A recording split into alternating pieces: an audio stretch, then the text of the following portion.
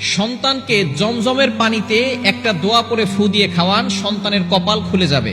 আমরা প্রতিটি বাবা মা চাই সন্তান ভালো থাকুক, সন্তানের মেধা ভালো হোক এবং সন্তান সব জায়গায় ভালো কাজ করুক, এটা আমরা সব সময় চাই এবং সব সময় আল্লাহর কাছে দোয়া করি। কিন্তু অনেক বাবা মা আছে নিজেরা ভালো না, নিজেরা নামাজ পড়ে না, কিন্তু সন্তানকে নামাজ পড়তে বলে।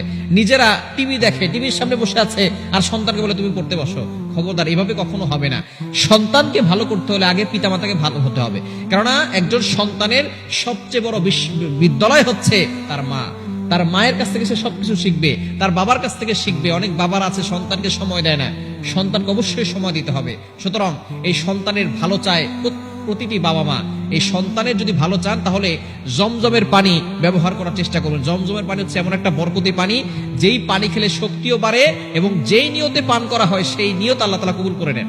বরকতি পানি, জমজমের পানি যারা উমরায় গিয়েছেন তারা জানেন, যারা হজ করতে গিয়েছেন তারা জানেন জমজমের পানির ভিতরে কতটা বরকত আছে। কাবা শরীফ তাওয়াফ করার পরে, আমিও কাবা শরীফ তাওয়াফ করার পরে জমজমের পানি খেয়েছি, দেখেছি যত কষ্ট হয়েছে সকল কষ্ট দূর হয়ে গেছে।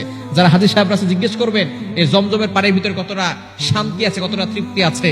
এটা দাঁড়িয়ে পান করতে হয়। রাসূল সাল্লাল্লাহু আলাইহি ওয়াসাল্লাম দাঁড়িয়ে পান করেছেন এবং কিবলার দিকে মুখ করে পান করেছেন এবং তিনি যেই নিয়ত করে পান করতে বলেছেন, যেই নিয়ত করে জমজমের পানি পান করবেন সেই নিয়ত আল্লাহ কবুল করবেন। এই জমজমের পানিতে একটি দোয়া পরে ফু দিবেন। দোয়াটি হচ্ছে আল্লাহুম্মা ফাক্কিহহু ফিদ-দীন ওয়া আল্লিমহু তা'ওয়ীল।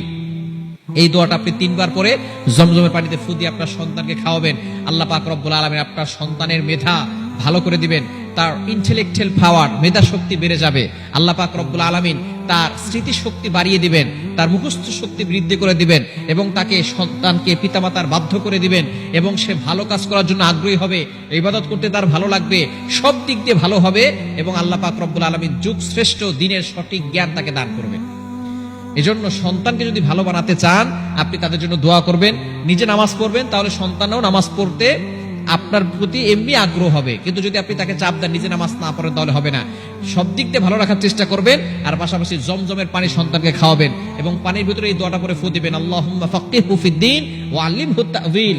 দেখবেন আপনার সন্তান মেধাবী হবে এবং আপনার সন্তানকে আল্লাহ পাক রব্বুল আলামিন এমন এমন জিনিস দান করবে যে আপনি নিজে খুশি হয়ে যাবেন, আপনার সন্তানের কপাল